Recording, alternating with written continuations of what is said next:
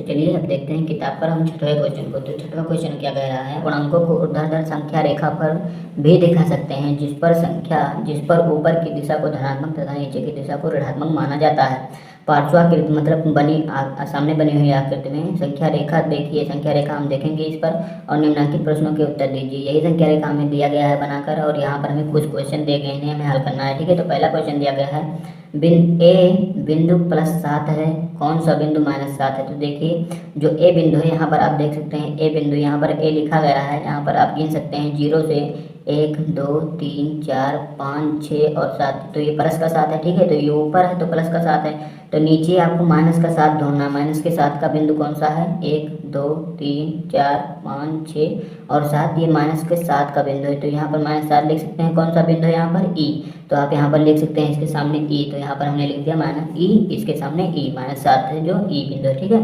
दूसरा क्वेश्चन है बिंदु बी किस पूर्णांक को निरूपित करता है। यहाँ पर आप देख सकते हैं बिंदु बी यहाँ पर है, तो देखिए ऊपर धनात्मक नीचे ऋणात्मक, तो 1 2 3 बिंदु बी किस पर है, -3 पर, तो बी किसको निरूपित करता है, -3 को। और देखिए अगला क्वेश्चन तीसरा क्या कहा गया है, बिंदु बी का विपरीत बिंदु बताइए। देखिए 1 2 3, बी -3 है तो इसका विपरीत +3 होगा, यानी 1 2 3, तो क्या है यहाँ पर सी, यहाँ पर दिया गया है तो सी इसका विपरीत बिंदु होगा। ठीक है, तो यहाँ पर हमने सी लिख दिया। अब चौथा देखिए बिंदु डी के और एल से निरूपित पूर्णांक लिखिए। तो आप देख सकते हैं सबसे पहले डी देखिए, डी यहाँ पर दर्शाया गया है, यहाँ से 0 से गिनिए 1 2 3 4 और 5, तो डी के क्या अंकित है, +5, तो यहाँ पर हमने +5 लिख दिया। उसके बाद के, तो के कहाँ पर है, के यहाँ पर दर्शाया गया है, तो देखिए 1 2 3 4 और 5, ये नीचे की ओर है तो -5, तो यहाँ पर आप लिख सकते हैं -5 दूसरे स्थान पर। तीसरे स्थान पर हमें एल से निरूपित पूर्णांक बताइए, तो एल यहाँ पर है, आप यहाँ से देख सकते हैं 1 2 3 4 5 और 6, कितना है, +6, यानी ऊपर की ओर है तो +6, तो यहाँ पर हमें +6 लिख दिया। ठीक है, तो ये भी हो गया। अब देखिए पांचवा क्वेश्चन, बिंदुओं डी के और एल के विपरीतों को बताइए, यानी विपरीत बिंदु बताइए डी के एल को।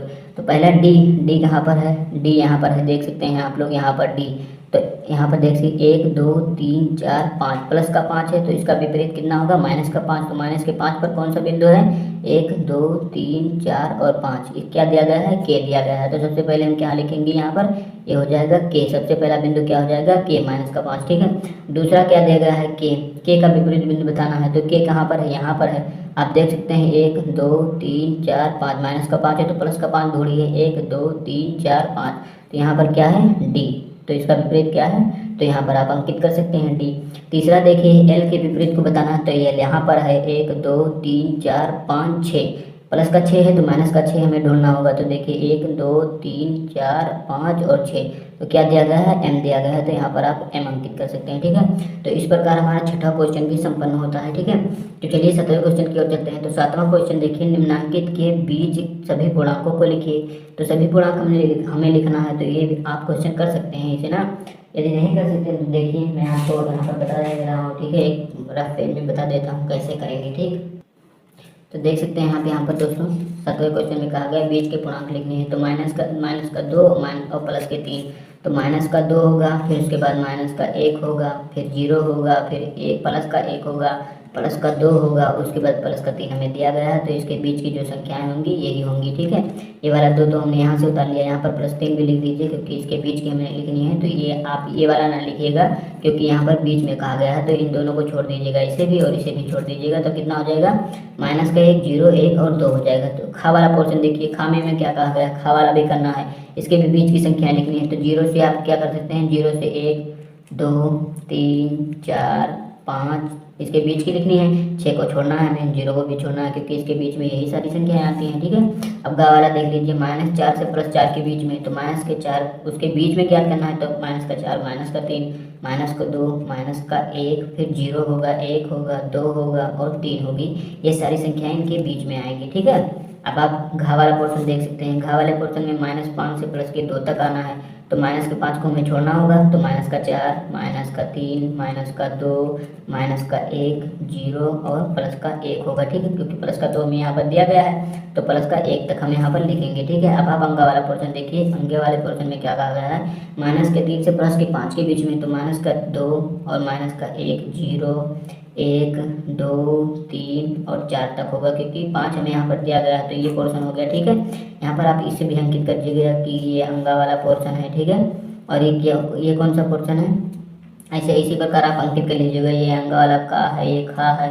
ठीक है, और क्या बचा 4, तो यहाँ पर आप 4 लिख लीजिए। 4 वाले में -8, तो माइनस का 7, -6, -5 और -4, -3 और यहाँ पर -2, -1, 0।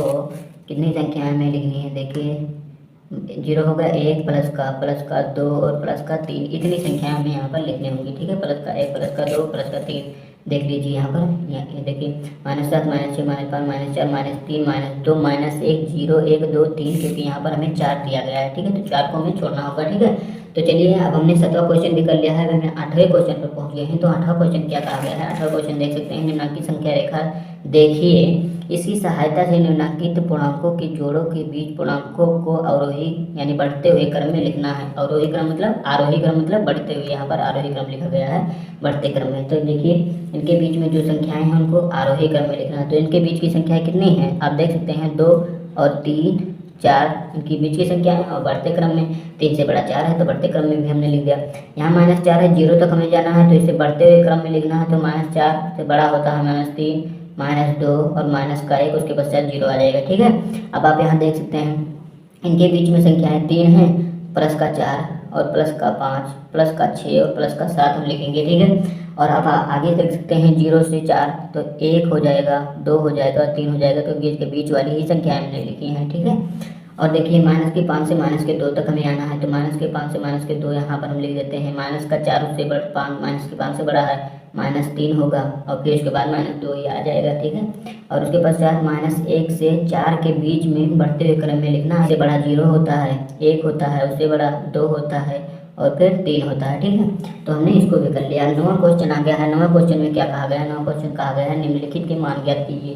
तो देखिए दोस्तों, ये जो हमें लाइन खींच कर दिखाई गई है, ये वाली बात आप लोगों को नहीं पता होगी, इसे मैं आपको बता देता हूँ कि ये कैसे लिखा गया है। ठीक है, ये जो हमें दिया रहता है, 2 लाइन खींची रहती है, कोई भी संख्या दी दिया गया, जैसे 12, इसमें कोई भी संख्या है, तो यहाँ पर यदि कोई संख्या इसके बीच में है तो ये ऐसे निकल आएगी। ठीक है, यदि इसके सामने माइनस का चिन्ह है तो वो माइनस हट जाता है। जैसे मान लीजिए -5 है, इसके बीच में है, तो ये कितना हो जाता है, ये हो जाता है +5, क्योंकि ये जो चिन्ह है इसका मतलब होता है इसके आगे एक और एक्स्ट्रा माइनस। ठीक है, तो इसके आधार पर हम इसको कर सकते हैं। -13 है, जब ये इससे निकलेगा तो कितना हो जाएगा, +13 हो जाएगा।